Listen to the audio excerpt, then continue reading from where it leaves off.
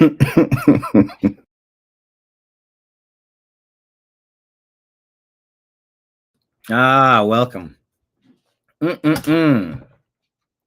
Broadcasting to you live from the Orion Spiral Arm, the Milky Way Galaxy, the solar system, planet Earth, North America, the United States of America. No longer California, Los Angeles, to be pseudo-specific. My name is BrianEngelman. Today is Thursday, September 25th, 2025, and this thing right here that you are watching, what's it called? What is it now? Everybody say it again now. Hi, this is Eric Metcalf, and you're watching Unhappy Hour. This is the Unhappy Hour, an abbreviated version. I haven't been doing a lot of these live shows, but my goodness, as I discussed yesterday with Sal Harris, who joins us during our Browns games. We broadcast live during the Browns games, by the way, so join us. And we talk about what's happening. We talk about what's happening across the league. It's a fun thing. It's a digital living room. So join us. But yes, the Cleveland Guardians have defeated the Detroit Tigers once again. Cleveland Indians are living out an actual major league moment. It's pretty great to see. Jose Ramirez, I believe, is the one remaining player from the Indians. Now it's the Guardians. I would like my team and my logo and my mascot and my history back, please. Because I grew up as an Indians fan, and I would like to see an Indians championship. I guess this is the closest thing we can get. So it is what it is. And I do love baseball, and I am having been from Cleveland. It's still the team that I root for. But the fact that our team was canceled and Jimmy Kimmel's back on the air, I'm just trying to understand where we're at with all this. But regardless, you are watching the best story in sports right now with the Cleveland Guardians. And also, this is rivaling the best time ever to be a fan. Hi, this is Eric Metcalf, and you're watching Unhappy Hour. Okay, Nimbus decided to jump up out of my lap and play that again somehow. I don't know how he did that. But this is rivaling the best time ever to be a Cleveland sports fan, the Ohio State Buckeyes. Yes, we do claim that because they are the major conference, the major college football team around the greater Cleveland area. A couple hours south on 71 will drop you right in Columbus. The Buckeyes are reigning national champions, current number one team in college football, having already beaten the number one team in college football, the Texas Longhorns. The Cavaliers have 4 players in the top 50. Did you know that? Evan Mobley being the highest right there with Darius Garland. I'm sorry, Donovan Mitchell, Darius Garland, Evan Mobley, Jarrett Allen. And we're making really key acquisition depth, height, length signings that are going to pay dividends in the playoffs for us. Cavaliers were on the verge of competing for a championship last year, having had the best record in the league for a while. Cleveland Browns, it looks like Andrew Berry had an incredible draft. Let's not go too overboard with it after 3 games, but just based on the eye test, these guys are all playing, and they're all playing really well. Make sure your coaches are well taken care of. Keep our defensive coordinator happy in Cleveland, would you? Hello, Trash Panda. How are you? Thank you for being here. Yes, I'm going to knock out an early, quick version of the TNAM Daily Show as well. But I just wanted to get on here and talk about this team, the Guardians. It's the best story in sports.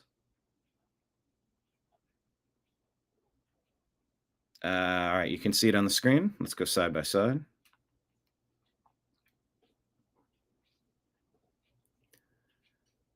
Let's see. Can I do it that way? Nope, can't do it that way. All right, so the run differential for the 16 Major League Baseball teams that are above 500, out of all those teams, look at the one team in red. We have a -2 run differential. That's how good our pitching has been, and that's how difficult it's been for our team to score runs. It's very similar to the Cleveland Browns. very staunch defense, which would be the pitching, and a limited offensive attack. But you know what? You can win a lot of games when your defense is lights out. When your pitching is barely giving up any runs, you're in every game. A couple of key hits, a couple of steals, some heady base running, some good small ball, bunting and sacrifice fly and ground outs to advance the runners.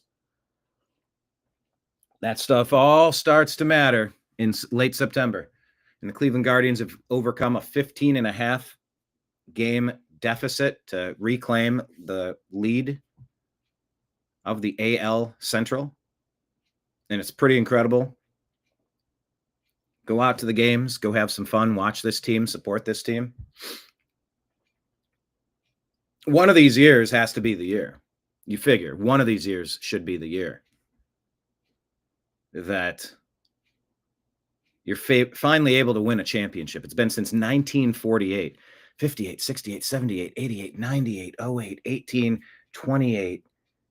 That's 80 minus 3. That's 77 years. Come on, it's time. It's time for this franchise to get a baseball championship.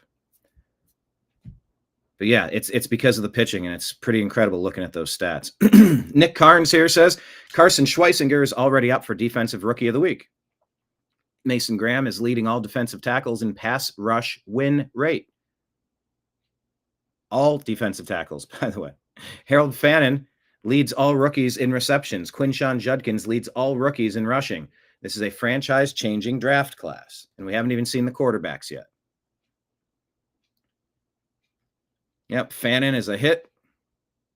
Graham and Schweisinger added. Barry had his best draft, hands down. They just need to find their QB and a kicker. I mean, the kicker hit a 55-yarder to win the game. You know, he's the guy, so I guess that's who we're rolling with for a little bit. Let's see how he can develop. Then we got some quarterbacks, Dillon Gabriel and Shedeur Sanders. Let's see what they can do. Maybe they could contribute.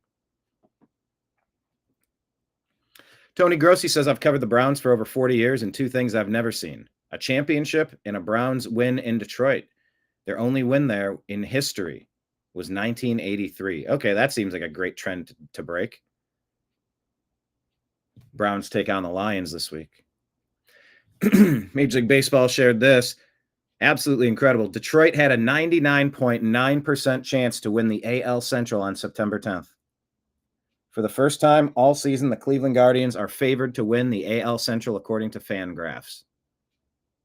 Look at that graph. Mike Evans expected to miss multiple weeks with injured hamstring. Chris Godwin's working his way back. Let's see if he can do something down there, because we're still rooting for Baker Mayfield, people. We're still rooting for Baker. Yeah, 1983. It's been so long for a lot of these streaks. It's time for some of this to start changing. But here, let's pull up the Guardians.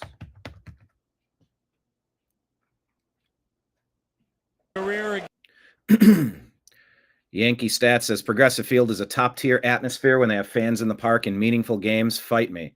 Tom Hamilton is the best radio announcer in the business. This hole at bat was amazing. The Guardians are absolutely must-watch baseball right now. Sczmyt has put together a solid case for a Gold Glove this season. Got to learn about these players. Guardians are ridiculous right now, says Daryl Ryder, and it's glorious to watch. Really big home run yesterday. Guardians have now taken over first place in the AL Central. 92.3 The Fan says the Guardians don't come back from 15.5 games without Jose Ramirez. They're not a good organization without Jose Ramirez. He's arguably the greatest player to play for the organization. That's how important he is, even if he never wins MVP, but you should give him an MVP. Some of these are lifetime achievement, and the fact that he did what he did, that makes him more valuable to this team. He is the most valuable player in the league. You take him off this team, and where would this team be without him? Yep, it's a first place Guardians kind of feeling. On September 13th, that was 12 weeks ago, or 12 days ago, the Guardians had a 1.8% chance to win the AL Central. As of September 20th, as of September 20 completed games, it was 37.7. That's how fast it moved. And just like in Major League, you know what time it is. Well, I guess there's only one thing left to do. Win the whole effing thing. Look at that. Guardians have now extended their incredible streak down the stretch, improving the record 86-72, taking a 1-game lead over the Tigers, which is essentially making it a 2-game lead. They play again tonight. What is this? This has to be one of the best Guardians pictures I've ever seen. Who's that? Quan and Schneeman, and I don't even know what I'm looking at. It's just fantastic. George Valera said, I dreamed of moments of this when I couldn't walk and I was in the minors, stuck for a couple years because of all my injuries. Brian Rocchio had some great things to say about Valera too. So look, the Guardians' magic number is 3. What a run. The Guardians are inevitable. So yeah, right there, right around Boston. Cleveland just 4 games back for the best record in the entire American League. Tell me again why votes shouldn't get votes for manager of the year? Yeah, that's a good point.